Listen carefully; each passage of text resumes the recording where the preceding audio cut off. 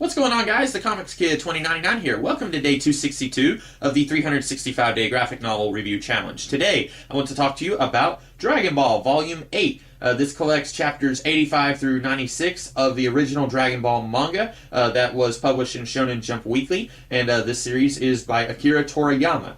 This volume introduces the assassin known as Tao Pai Pai or Tao Pai Pai, who is hired by the Red Ribbon Army to kill Goku and take the Dragon Balls that he has back to the Red Ribbon Army. And this guy is crazy powerful. One thing that I really like about this series since the tournament ended is when you're reading the tournament storyline, you're thinking that Goku is the second strongest person on the planet, period, and that there's no one else except for Master Roshi who is going to be able to defeat Goku. And even with Master Roshi, it was a very close call. But what I like about most of these volumes that we've had since the tournament ended is that there are a lot of really powerful characters out there who just have no interest in entering a tournament. Tao Pai Pai is extremely powerful. He kills a guy with his tongue. That's how powerful he is. But he's not the kind of guy who would want to advertise his abilities in a tournament. He's a hired assassin. If he goes to a very public thing like a tournament like that, then people might see him and they might understand what he's capable of. So he is not interested in fighting in a tournament. So even though Goku came very close to winning the Strongest Under the Heavens tournament, there's still a lot of people out there who can give him a run for his money.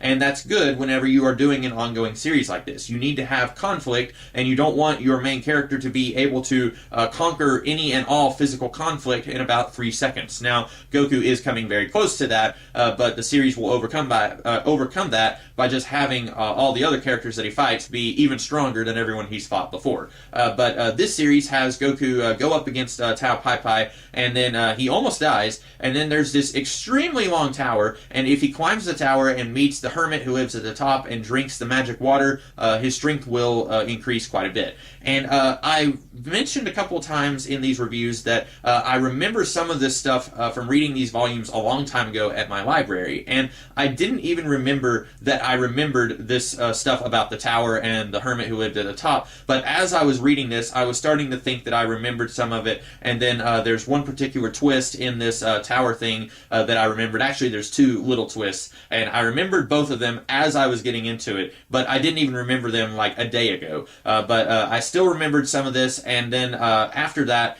we get to see Goku come back down, and then he defeats Tao Pai Pai, and then he is just going to go and fight the Red Ribbon Army. He's just going to take them on all by himself, and he pretty much does that. Not to spoil anything too much, but the Red Ribbon Army, I don't foresee them coming back anytime in the next few volumes. I have a feeling that the dragon is going to be summoned in the next volume, because by the end of this one, Goku has 6 of the Dragon Balls, and there's one more for him to find. Once again, I feel like Akira Toriyama is maybe getting tired of this quest storyline, and he wants to go ahead and summon the dragon and then do something else for a year while the Dragon Balls remain dormant. But I have a feeling the dragon will be summoned in the next volume, and then we will see Goku go on some other kind of adventure. I don't know what lies in store for this series after this volume, but I really like this volume because it shows that there's still lots more stuff for Goku to do. He's not the strongest one there is, even though he came very close to winning that tournament. So I like that it's able to throw more surprises our way concerning Goku in his continuing adventures.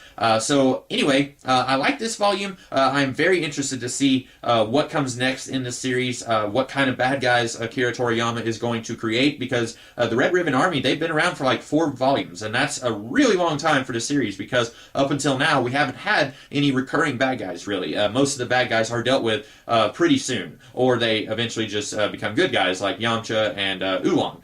So I'm very interested to see what bad guys will come next after this. But those are my thoughts on Dragon Ball Volume 8. I hope that you guys liked this video, and if you did, be sure to like, share, comment, and subscribe, and I will be back tomorrow with a different video. In the meantime, you guys have a great rest of the day. Catch you later.